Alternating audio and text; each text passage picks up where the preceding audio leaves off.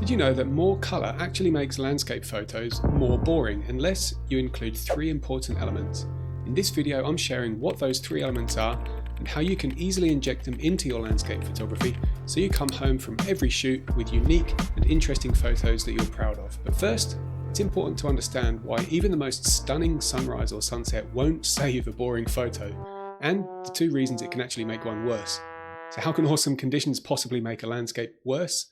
Well, when you're lucky enough to actually capture one of these rare explosions of colours in the sky, the deep saturated reds and yellows can quickly overwhelm the entire scene, to the point where the whole thing just looks the same and nothing really stands out. The second way that more colours can make a landscape worse is when there are too many different colours all competing with each other and your eye gets dragged all around the frame by them because there's just so much going on. Now, to find out if your colourful landscapes are missing any of these three elements that turn them from boring to beautiful, there's a quick test you can do in Photoshop or Lightroom to check what might be missing. So here it is. Have a look at what it looks like in black and white. Because if a landscape looks flat and boring in black and white, then it will probably look flat and boring in colour. Take this example where I convert this original raw image to black and white. Now, although it's full of colour in the original, in black and white we can see that it looks flat, mushy and uninspiring. Now compare that to this edited version where I've added two of the three secret elements in Photoshop, and the black and white version looks much more dynamic and interesting. So what is it that was missing?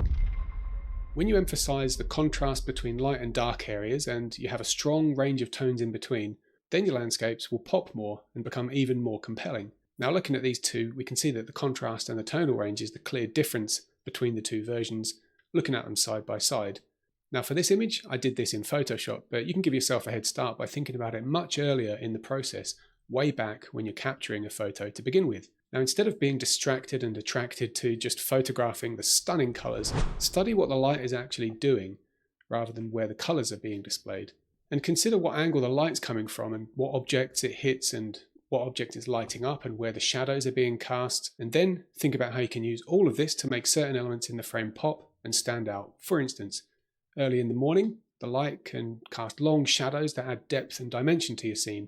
And light coming in from the side is going to highlight and enhance detail in texture in interesting objects. So think about how you can position yourself in relation to those shadows and light to enhance the apparent depth in certain objects and elements. This is just one of the ingredients that helps create the feeling that you can step right into your finished picture.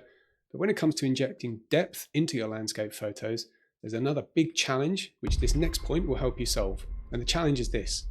How do we actually express three-dimensional depth in a two-dimensional photo on screen or in print? Well, like we just covered, you can get part of the way there if you have great contrast and tonal range in general, but there are two more ways to take depth to the next level in your landscapes.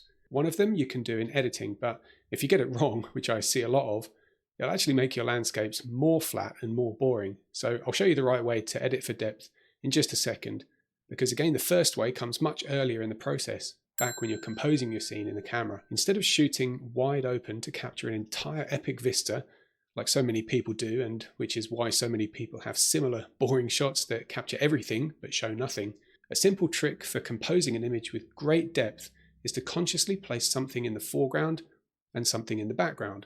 Now I know this sounds basic, but it isn't supposed to be complicated. Now with that said, that doesn't mean simply angling your camera to include a foreground and to include a background, because there's a big difference between that and actually having a point of interest in the foreground and a point of interest in the background. This landscape here, for example, has a foreground and it has a background, but the image still looks kind of flat. This one, on the other hand, has a strong point of interest in the foreground and in the background, and as we scan the image from up close to far away, that's what enhances the sense of depth and distance in the scene.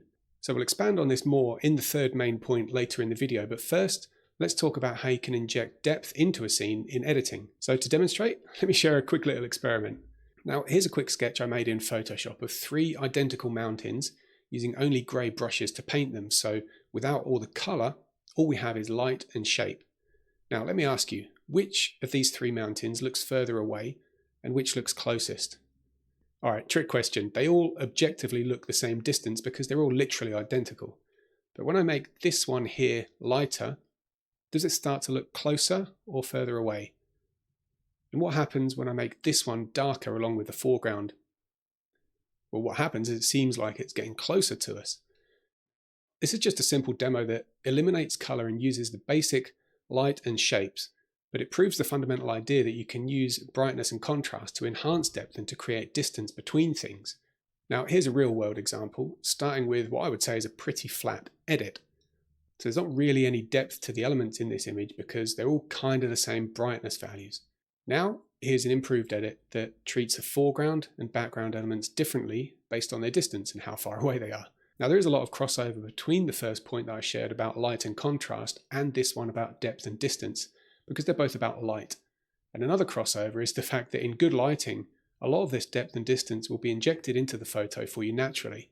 But the mistake that I see so many people making, which destroys this natural depth that already existed in their raw file, is when they edit all the different elements in the scene the same regardless of the distance. So they'll edit a distant mountain to have the same amount of contrast and brightness and saturation as something in the foreground in an attempt to make everything pop.